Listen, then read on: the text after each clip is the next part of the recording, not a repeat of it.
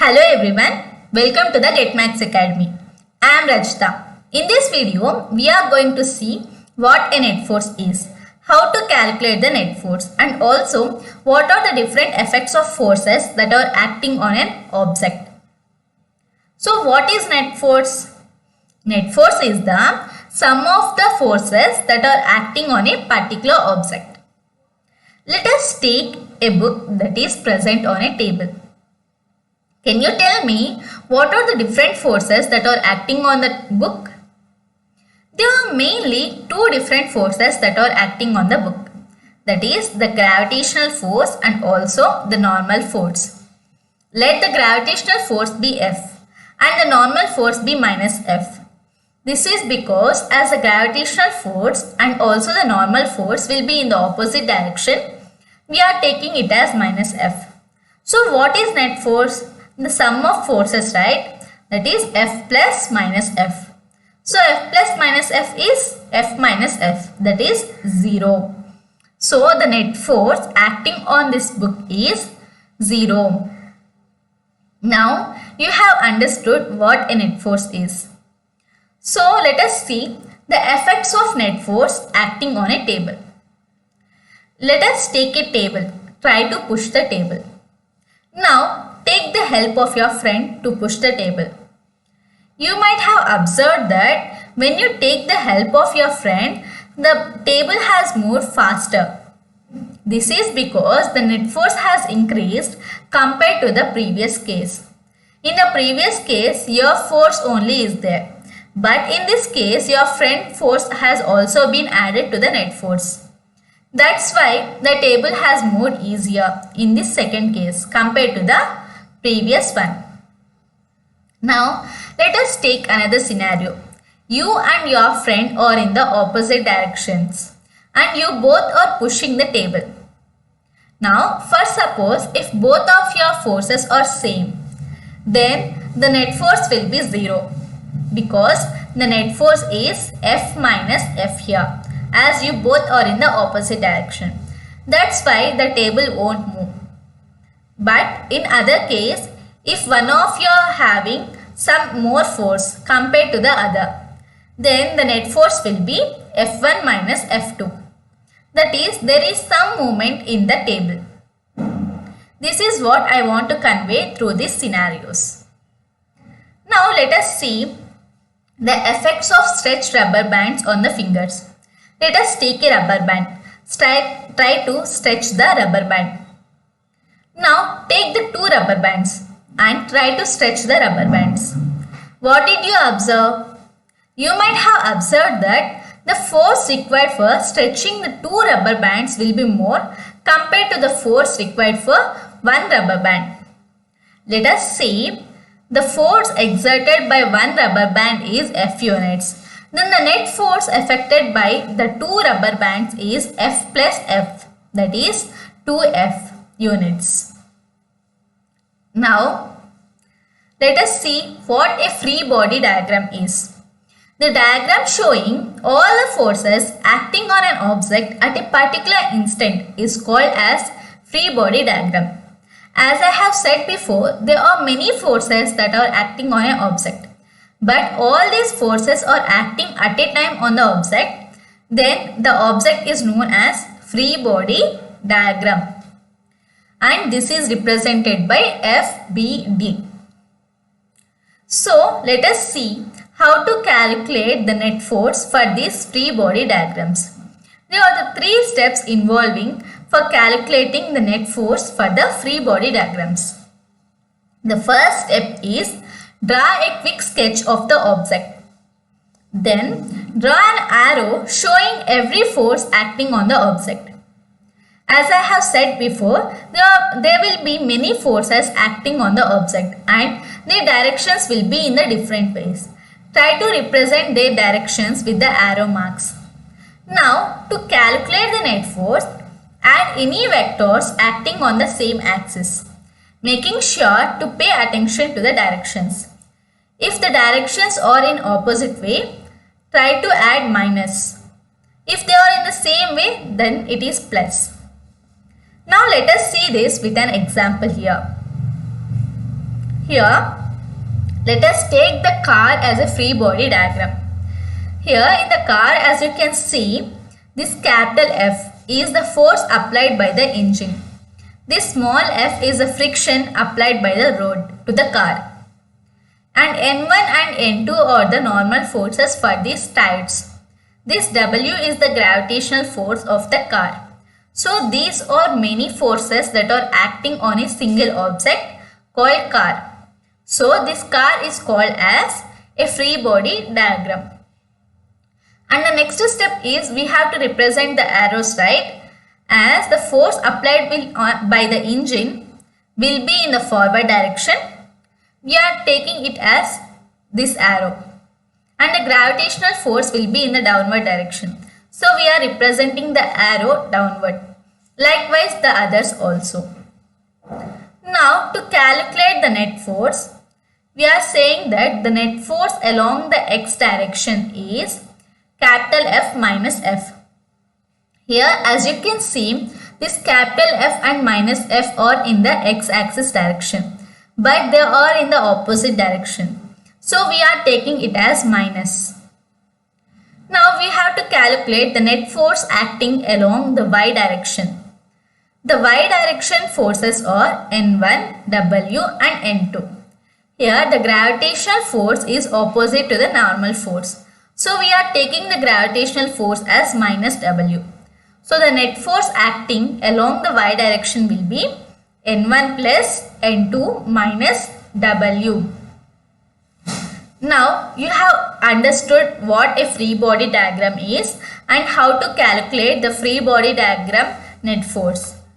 Now let us see the effects of force on the direction of motion and also the state of body with an example. Let us take a football which is at rest initially. Now try to kick the football with your leg. You can observe the motion of the football. Now take a football which is in the motion and try to kick it. You might have observed that the motion of the football has increased. Now go opposite to the direction of the football and try to kick the football. You might have observed that it stops or it moves slowly. Let me tell you this with one more example here. Here as you can see in the roads and all, you can see that the children will be playing with the tires and also the sticks. When they move the tires, the tire will have some motion. But when the children goes opposite to the motion of the tires and try to move it, it stops or it slows down. With this, what I meant to say is that here,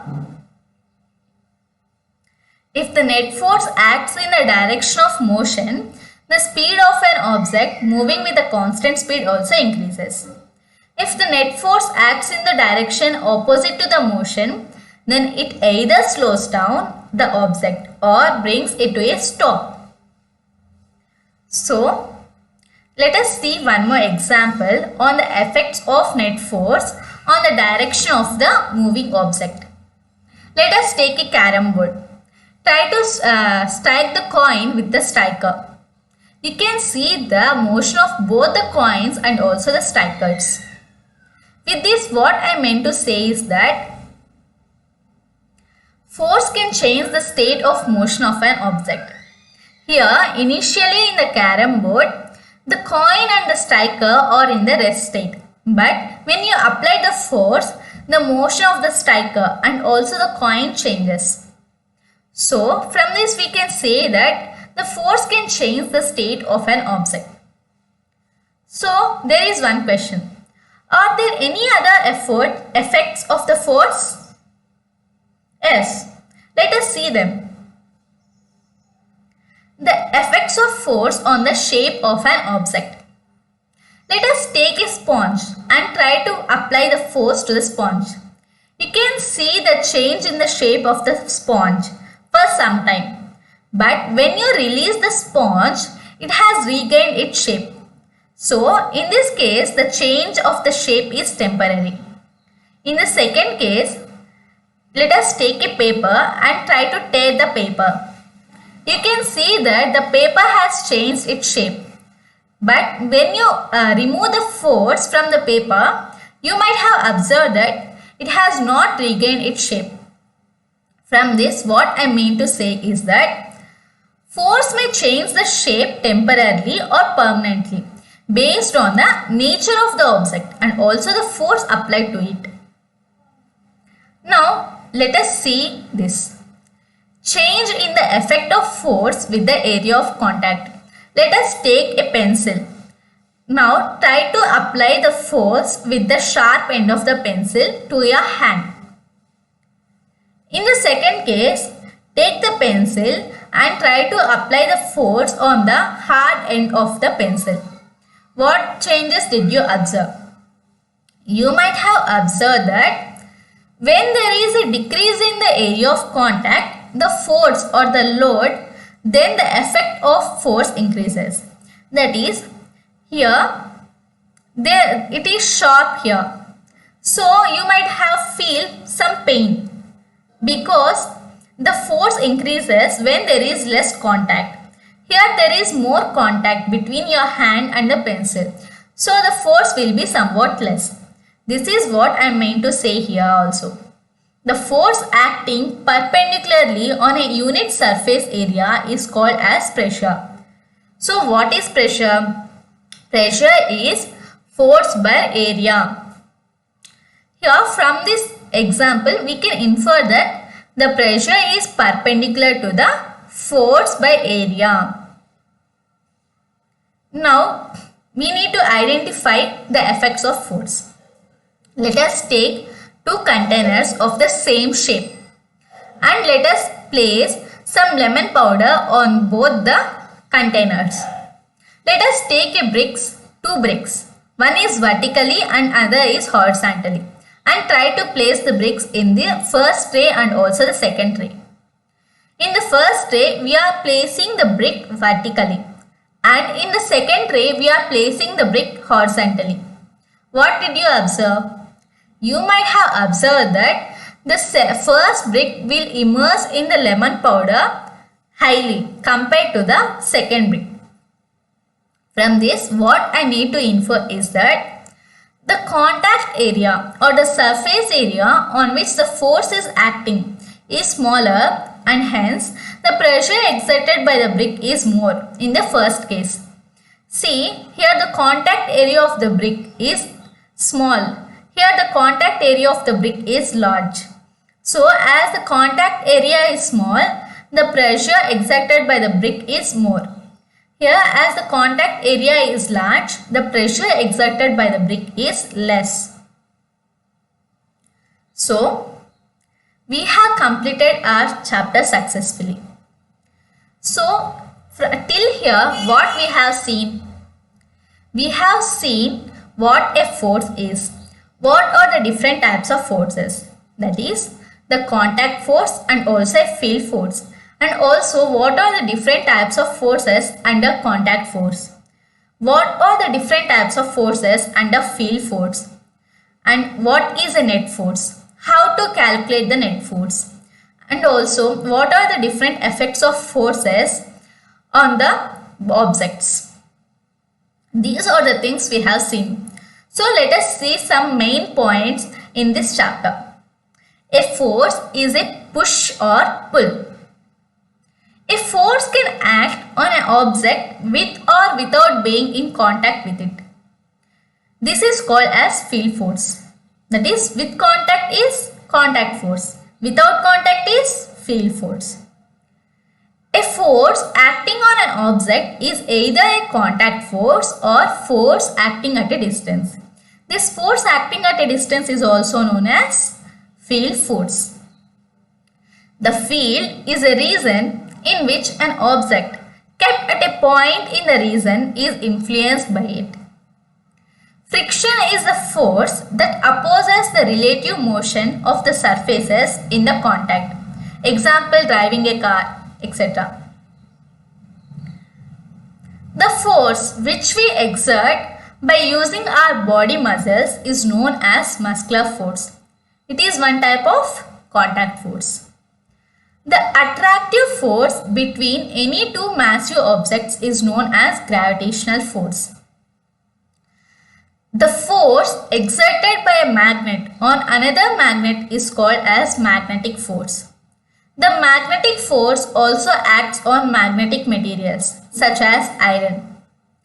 The force exerted by a charged body on another charged or uncharged body is known as electrostatic force. So, the force has both magnitude as well as directions. A force can change the state of motion of an object. The force may cause a change in the shape of an object. The force acting on a unit area of the surface is called as pressure. For all these points, we have seen with the activities also. So, this is the end of the chapter, and these are some of the important points which we need to remember in this chapter. So, thank you.